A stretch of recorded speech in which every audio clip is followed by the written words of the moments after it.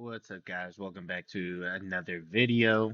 Pete the Do-Rag, and today we're going to be talking about sort of the inverse of habits. When I was thinking of what video to do today, I was thinking of a habit video, right? Good habits to pick up, habits that actually work, kind of trying to trudge through the self-improvement space and get rid of some of the fluff that's out there, right? Some of the habits that don't necessarily help you progress. But then my brain started kind of thinking more about the beginning of a journey of self-improvement. And I think what's actually more important is what you stop doing when you try to improve more so than what you start doing.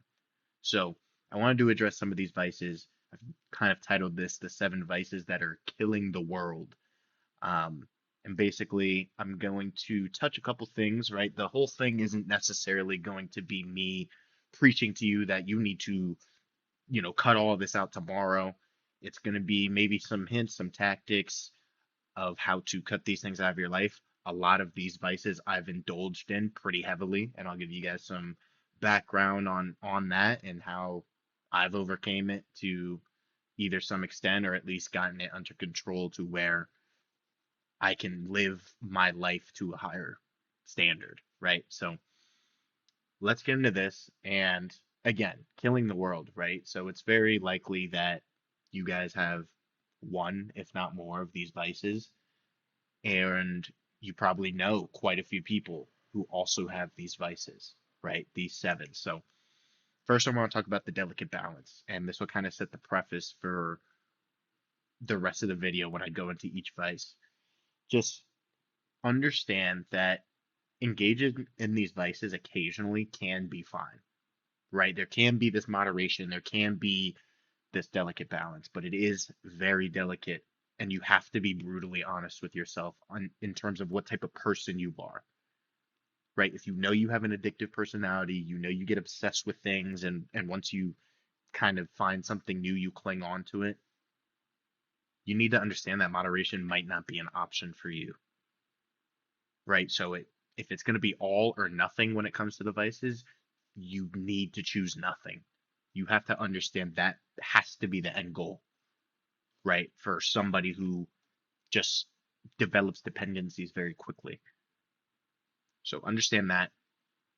Also understand that people are drawn to vices for different reasons, but typically it's going to be because it provides a feeling that someone either craves or just genuinely lacks otherwise, right? Sort of the same thing, but there's sort of this desire for it because they can't get that feeling in their day-to-day life, right? So they resort to these things, and then that's how a lot of these dependencies are born, and how a lot of these vices end up sticking and robbing you of your energy, your motivation, and the things you want to do in this life, right? The last point I want to say here is while I am going to be kind of talking about these slides in the context of moderation and how to sort of taper yourself down if you're at a pretty high level in terms of usage of these vices, you will be better and the best version of yourself if you remove all of these vices. Just understand that at the end of the day. That's just what it is. And I'm not saying you have to remove it all tomorrow, right? But I am saying that end game, long term speaking, the best version of you does not engage in these vices. Are you going to slip up once or here?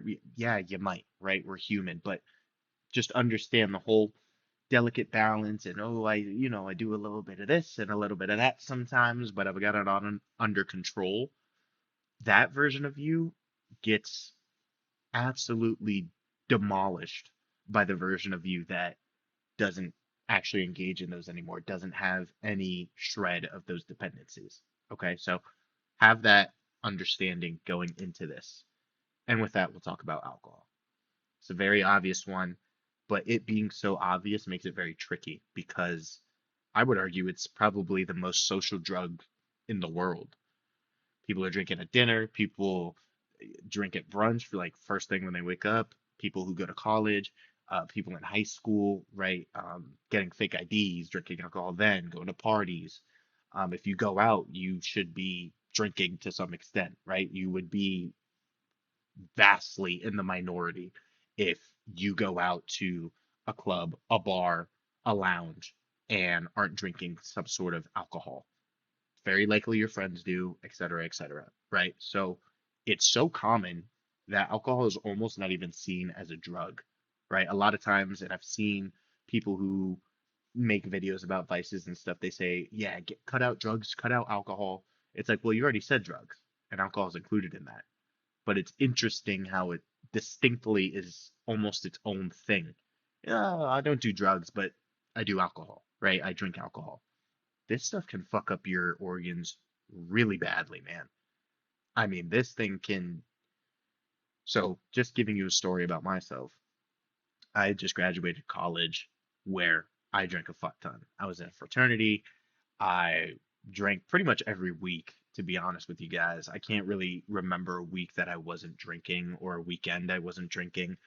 Probably multiple times a week during the week, frat events, social events, sorority events, events just with my friends, even not events, right? Even just drinking in the crib, like just drinking whenever we can. Like being sober was stupid unless I was in the classroom, right? I wouldn't really, um, I don't think there was ever a time I really went to class drunk, but I had all my classes in the morning, and that way I had time the whole afternoon to get drunk and get fucked up. The summer after I graduated my senior year, we celebrated. We went out to the Hard Rock and we partied, got a table at this nightclub, had like 6 bottles for, I think there was 8 of us or something like that. 6 full bottles, maybe 7, can't even remember. When I tell you 2 hours in, I blacked out off of Don Julio and whatever the fuck else we were drinking. I think it was also some vodka.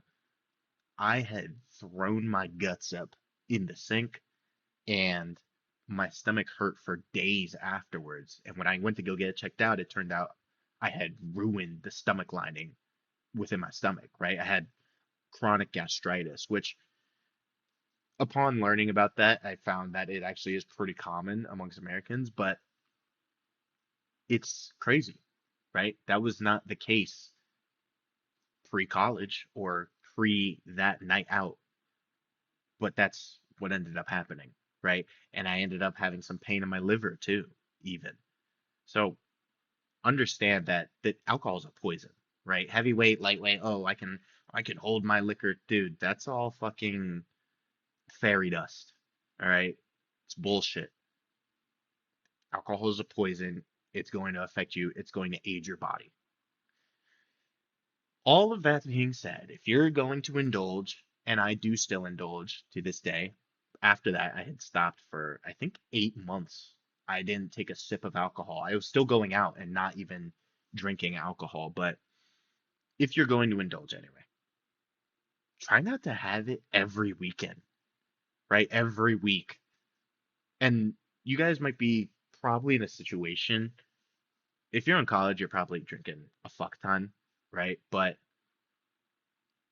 if you're post college or whatever, and you're kind of in this routine of, oh, well, I don't drink during the week or whatever it may be, it's still too much. It's that's not really moderation, in my opinion.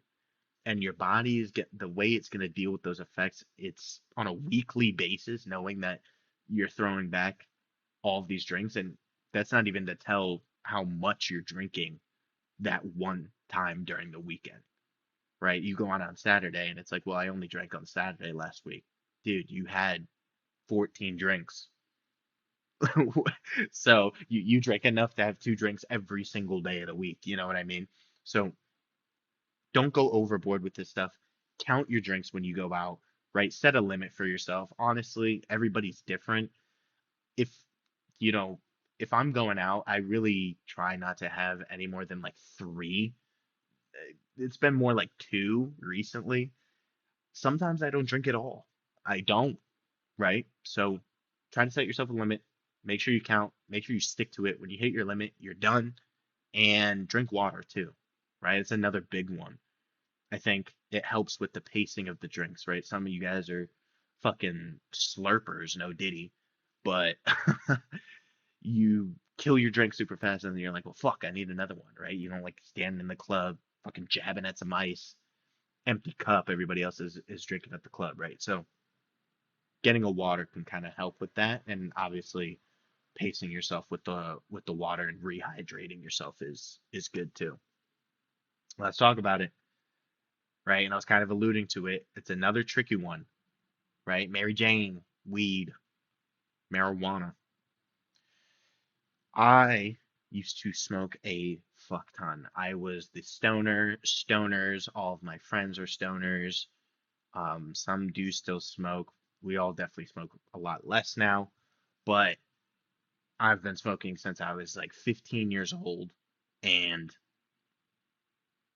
Jesus Christ, man. I mean, when I tell you, I've literally have a memory of we were friends with some of the guys we would get weed from, and we sat at a park bench. I must have been 16 at the time, no older than that, and it was probably 2, maybe 3 o'clock in the afternoon, and we sat on this bench, like this picnic table, right? This square picnic table in my in like the back end of my house, of my apartment, like in the apartment complex or whatever.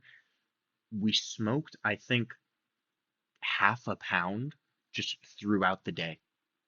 Literally, four of us sat there rolling, rolling blunts, rolling joints, and just having like two going in a rotation, talking shit, laughing, just completely bullshitting, and just being high as fuck. And we smoked well into the night. I remember like the sun going down, and like we were throwing the football around, still smoking, and we probably smoked for like 6, 7 hours, just half a pound, toting that thing. And that was pretty crazy. I wasn't doing that all the time, but smoking like every day, couple times a week was pretty common all throughout high school and most of college. I promise you. I was smoking 4 or 5 times a day. Not a day, but 4 or 5 days out of the week, right? Probably multiple times a day too, right? Especially on a weekend, smoke a little bit during the day, get some drinking in, right? Smoking and drinking was like my two biggest vices growing up. Understand that weed is a comfort drug, right? Being high saps your energy, it sucks out any of the motivation to do anything. It makes thinking very difficult, right? Your mind and the ability to like use your mental power becomes so difficult, and that's what makes you so lazy and just like you don't want to do anything. You want to just chill. You don't want to fucking move, right? You become just super unmotivated, super lazy. Weed does affect people differently, I've realized, and tolerances are going to play a huge factor in terms of, again, if you're going to indulge in the thing, in terms of how much you do it.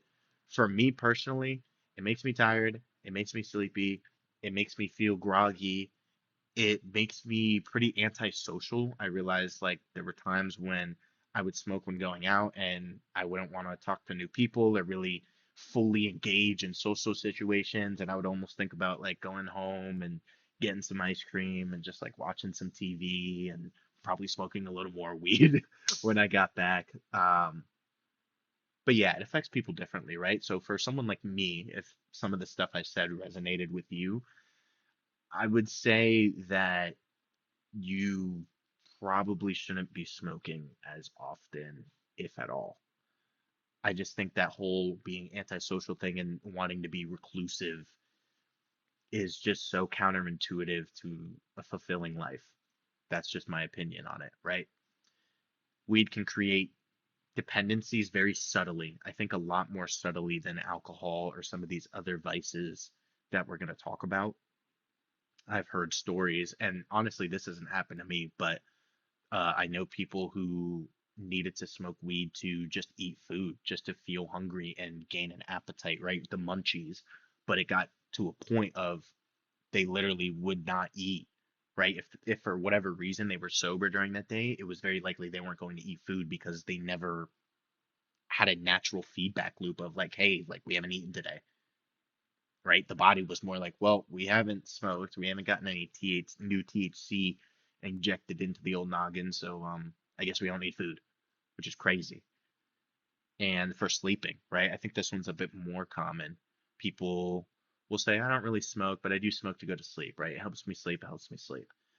And I don't doubt that. I think for a lot of people, it definitely helps you sleep, but the quality you get is way worse than you might think it is. And you say, well, I knock out right away and this and that. Yeah, but I promise you, especially if you get a sleep tracker, right? You guys get Whoop or the Aura Ring, or I feel like there's a shit ton of them now.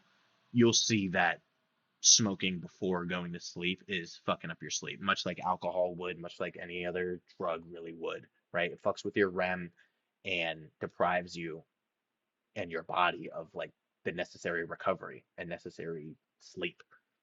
So pretty much with this, I think it's pretty simple. Smoke less, right, per session, right? Smoke less frequently. Like you've got to taper that off.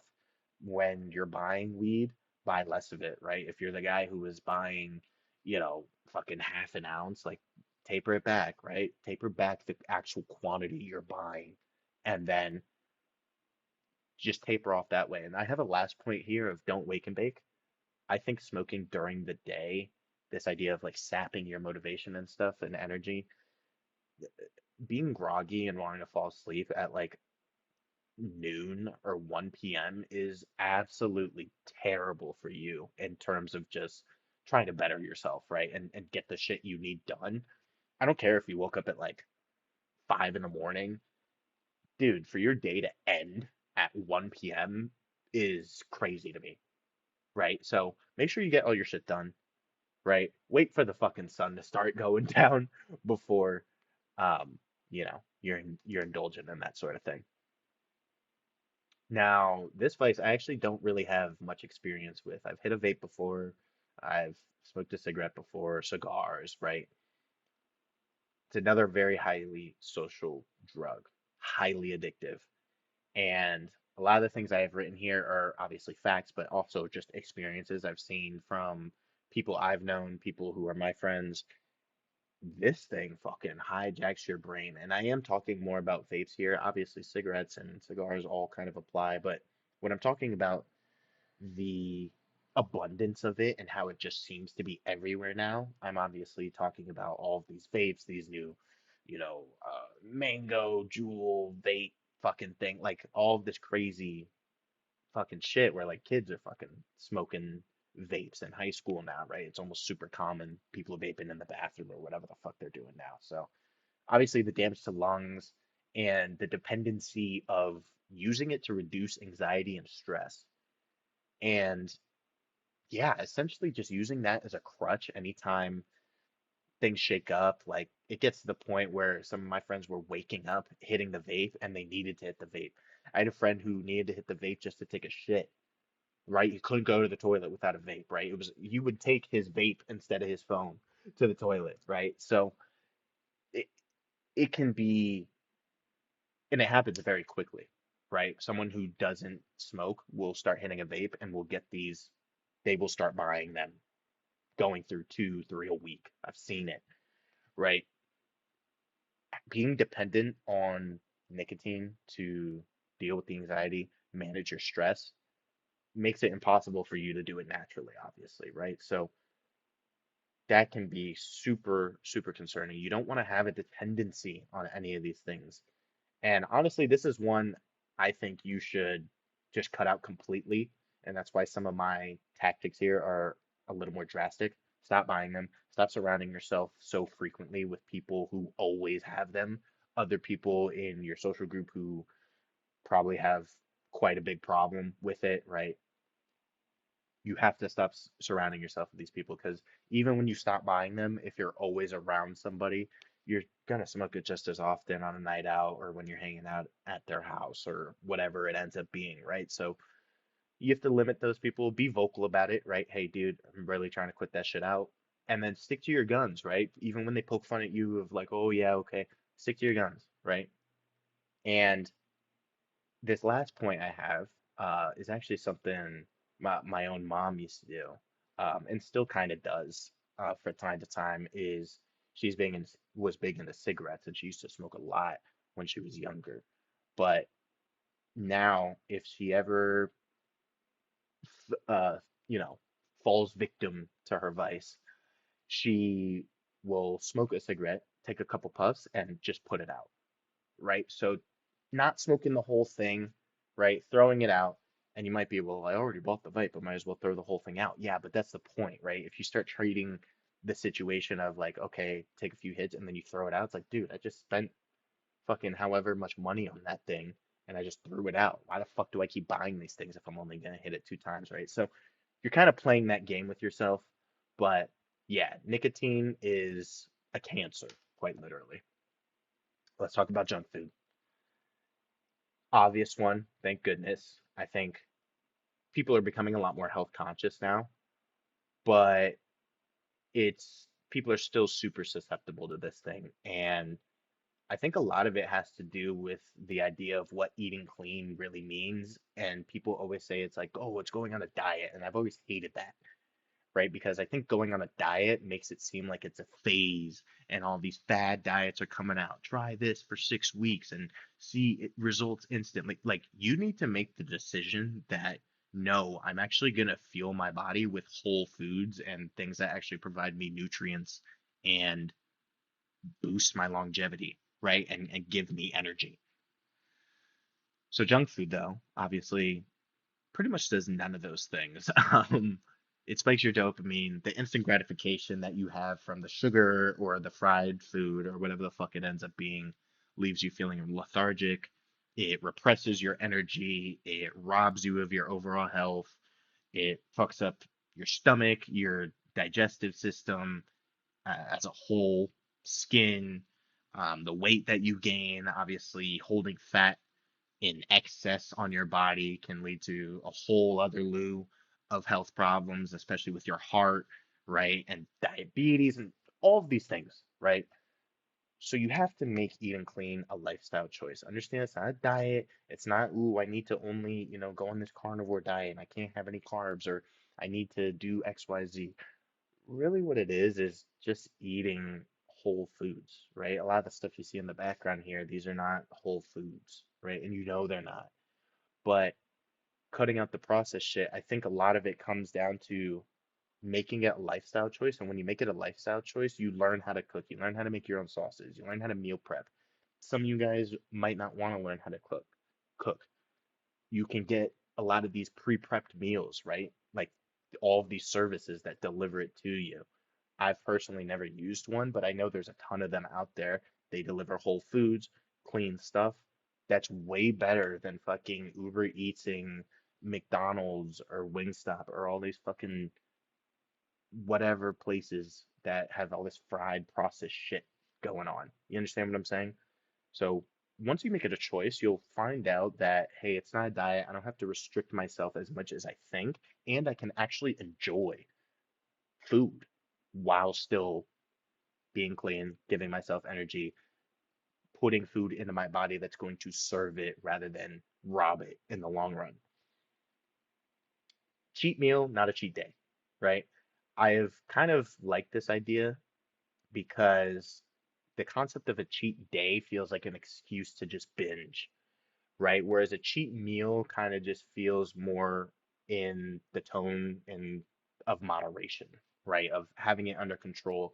There's something you really, really like, right? Like maybe you're a really big donut person, or it's your friend's birthday and they got a birthday cake, or whatever the fuck it is, right? You're out with your girl and she wants to get dessert, and you're like, ah, I'll get dessert, right?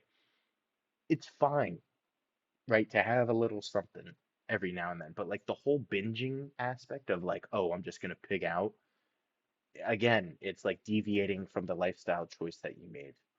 The last point I'll have here is don't keep this shit in your house, right? If it's not in your house, you're not gonna eat it. I can't tell you how many times when I've been trying to taper off junk food late at night, the days when I was, smoking weed at night and shit, or had a late night out, drinking alcohol, just just the furthest thing from sober, not having it in my house, right? Opening the fridge, and being like, oh fuck, and opening the cabinet and there's no fucking junk food for you to eat, right? And I was just like, ah, fuck it, right? I get the water, drink the water, and I go to bed, right?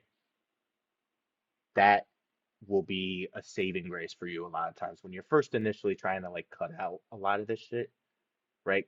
Stop buying the fucking chips, stop buying, fucking whatever. You know what it is that you're keeping in the house all the time because you're always going to go eat it, right? If it's there, you're going to eat it. Let's talk about it. This is a big one for me. And you might read that first bullet point and go, "Oh, this guy doesn't understand that video." But guys, I'm a big gamer, okay? I was a big gamer. League of Legends, it's my shit. I used to play that game for uh, pretty much days at a time, honestly. I would play, sleep, play, sleep, maybe eat like 3 times in 3 days and just play, sleep, play. Like there were summers of just doing that, literally.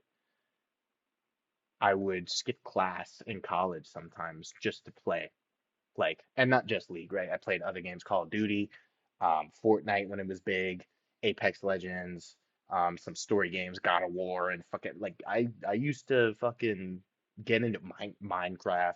Like I was such a gamer. It's a massive waste of time. It is. It tricks you into thinking that you're progressing or you're doing something, and when your reality isn't changed.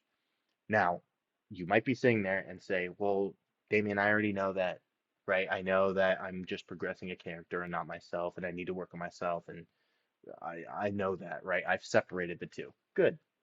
You probably, if you really truly think that, you probably don't actually binge the video game. You probably have a healthy amount of like actually playing only a certain amount.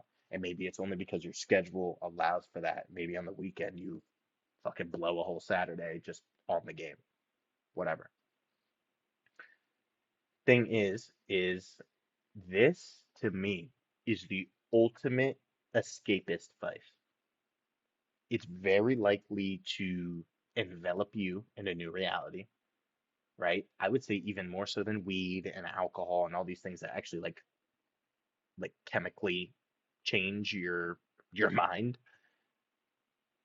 Video games do it to the greatest degree, in my personal experience, and even in other people that I've had, in my life that partake in video games. It's very likely to deter you from social situations and real life interaction and basically cultivate your life in the video game, right? Because you say, yeah, I know I'm progressing in the game, but not in reality. But the two start to merge if you play a lot. I'll use the League example. As I got better in that game, you play with different people, or your friends who are better than you, like you start playing, competitive with them, right? So you're like, oh, well, now um, that relationship has developed more, right? Because we're playing seriously, not just for fun, right? That's almost a different relationship that you're like creating, but it's only been created because of what happened in the game. You only progress to a certain level, right? Um, Maybe you have some friends online. Oh, dude, I've been playing this new game recently. You should get on, right? And you start trying to learn it, and that interaction is a little different, right? You maybe play by yourself a little bit. And you're like, oh, okay, like I need to figure out controls and stuff and whatever.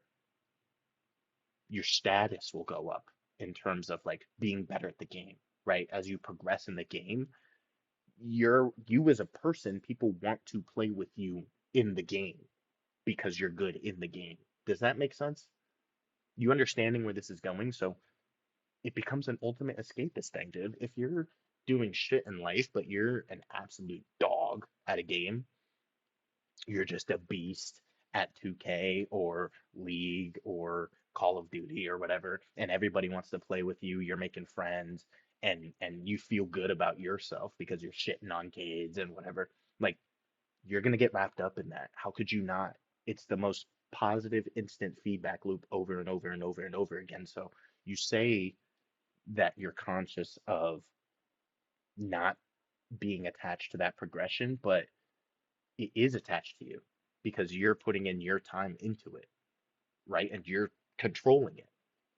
That relationship right there means that, yeah, technically, as you progress in the game, you as a person could progress in terms of your status or whatever. So I'm saying all of that to say video games can be a pretty slippery slope, like a lot of these vices. I think you should limit your time playing every day if you're going to, right? Don't blow the weekends on the game, guys.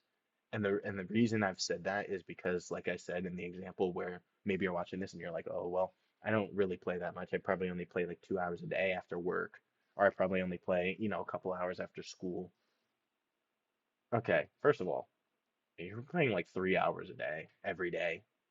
That's like 20 plus hours a week. It's a lot of time, but I digress. I bet you, for a percentage of you, when Friday comes around, you get out of school, you get out of work, whatever it is, you hop on the game and you play until 1 in the morning, 3 in the morning. It might be fucking 4 in the morning. I've done it, right? Something to be ashamed of, but be aware of that, right? You say that you're aware of the dude, right? And again, you're binging, right? That's not moderation. You're binging into that thing. And then, Saturday you sleep in, you wake up at fucking noon, eat some breakfast, or you're ordering some fucking junk food or whatever, and you get back on the game. Like this one can be dangerous because the convenience or the situation of it is that you have to be, you know, at the game, right? So it's in your house, right? On the computer or on your PlayStation, whatever it may be. So doing things like going to the gym, um, interacting with people, like I was saying earlier, going grocery shopping to get healthier food. Like these things kind of fall out the window because, well, you'd have to stop playing the game to do that. I already don't have a lot of time. Why would I do that? You understand what I'm saying? So it could feed a lot of these other vices that you don't even really have as, much to a certain extent, right? You might not even be like super craving of junk food, but it's just easier to order some McDonald's right now because I'm in the middle of a game. I'm in a flow, right? So try not to binge this thing and play it for like 10 plus hours, every day of the weekend and put in 36 hours of gaming between 3 days, right? If you can't help but be a gamer, and this was a decision I had to make for myself, and I decided I could help not being one, but if you can't, you really love games, you really like playing video games, that's what it is, right? I'm not going to sit here and tell you you're a pussy and you're a loser and fuck you. You shouldn't be playing video games. You're going to be a failure. You'll never amount to anything. Like a lot of these guys come on here and they say that. And maybe it's because I've really been a gamer and a lot of those people who say that haven't. But I think you can, but I believe the fine line needs to be you need to build something out of that.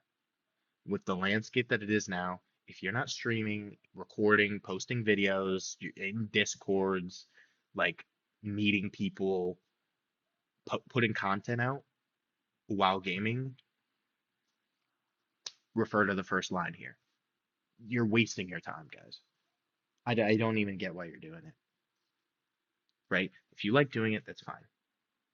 But show people, right? Share it, post the content, like make it valuable, right? Because clearly there's a market for it. There's gamers competing in tournaments and stuff, and I'm not saying you have to go pro, but build a community, build a brand, right? Build a persona around that. Meet people, like be social at least in the digital world. Don't be this fucking guys. I used to be playing League. Yeah, I would play with friends, but if they weren't online, I'd lock in whole fucking day, play by myself, talk to nobody. There were many days I did that, I promise you. So keep that in mind. That's a little caveat that I've roped in there. I think if you're going to do it, you're like, nope, don't want to give up video games. You want to be stubborn about it. You think that it adds more value to your life than takes away. Fine, post some videos. Hit that record button. You don't have to show your face. You don't even have to talk, honestly. But post some content, man. Make it somewhat valuable. And let's just end it off with numero siete. Very obvious one, social media. But we gotta talk about it because if we're gonna talk about seven vices that are ruining this world, this is number one, bro. It has to be. Most time spent on these platforms is such a waste of fucking time. It's ridiculous. And I put the second bullet point here, and I think when I say it, you guys will kind of just be like, "Oh wow, what the fuck?" You're just like keeping tabs on people that you may never speak to again in real life. Let alone real life, like on the phone. You'll never FaceTime or call that person, but you're viewing every single one of their stories. You're waiting to see every one of their posts. You're always stalking her profile, and it's like, dude, holy shit, what are you doing? You look at the clock, you blink, and 2 hours have gone by. It robs you of your dopamine and attention. You spend all day on your fucking phone.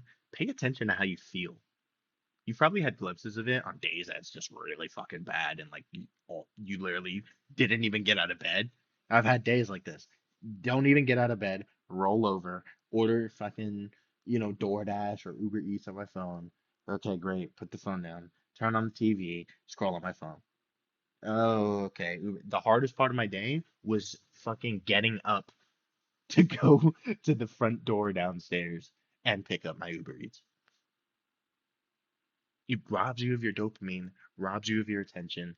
Very similar to weed, honestly. A little more subtle because weed's very, I think, apparent, right, when it hits you with that high. But that after effect of being on social media for a long period of time, of just not being interested in other things because you overstimulated yourself in like such a short burst. If it's not making you any money, and this is kind of tying in and using a similar point to what we were just talking about with video games, you really shouldn't be on that thing for, I'd say, more than 30 minutes a day, right? Set a time limit, set a daily limit for how long you can spend on these apps, fucking Instagram and Snapchat and Twitter. Twitter be killing y'all. It was killing me. X or whatever, right? It was killing me. I deleted that shit. Deleted that, deleted Snapchat, right? I'm not saying you have to delete all of your apps, right? Um, I don't have TikTok. I don't have a lot. Really, all I have is Instagram and Facebook Messenger, right? And that's really just for a couple group chats that I have. But for me, it's Instagram. And on Instagram, I have a 30-minute timer on there. I'll show you guys right now. I think I've already reached my daily limit for the day. Look, and when I open the app, it'll say that, right? You guys can see that. So, and when that comes up, I'm off. I don't care if I've got DMs. I don't care if I've got messages. I don't care if, oh, this is around the time that she put. Dude, shut up. Like, come on, come on, right? So, and the last thing I'll say is try to stay away from short form content as much as possible. I think this is being talked about more, which is fantastic. But if you're gonna indulge in some social media, stay away from fucking reels, YouTube shorts. TikTok to me, dude, I don't think you should fucking have TikTok unless you're creating and posting some content, right? Or using TikTok Shop or whatever. Fuck that. I think it's terrible. But to each his own. You've been warned, etc. But short form content, going back up to the dopamine and attention aspect, like that thing chips away at your attention span drastically, right? And I still fall into it sometimes, right? With the reels and whatever. Like I'll be on Instagram and the time limit comes up, right? It'll be like, and I'm like, what the fuck? Was I on there for half an hour? Right? And that's it for the day, right? So I've at least got that discipline of holding myself to 30 minutes per day, but try to stay away from it as much as possible. This is such a big thing now. I think while it's again the most obvious ones are the ones that are the most problematic, right? They're obvious because they're so widespread and everybody kind of has these vices, alcohol, social media, whatever. But because everybody has it, it becomes so normalized, right? So hopefully this video kind of shocked you back up, woke you back up of like, hey, this shit's not fucking normal. Hey, this shit's actually doing more harm than good, or I'm overindulging in this thing, or hey, I have an addictive personality. I'm either going to do this thing as crazily as I'm doing it now, or I'm going to cut it out completely. Hopefully, you gained a little bit of clarity on that array of things when it comes to these vices. And if you enjoy this content, leave a like, subscribe if you're new. I'll see you in the next video. Deuces.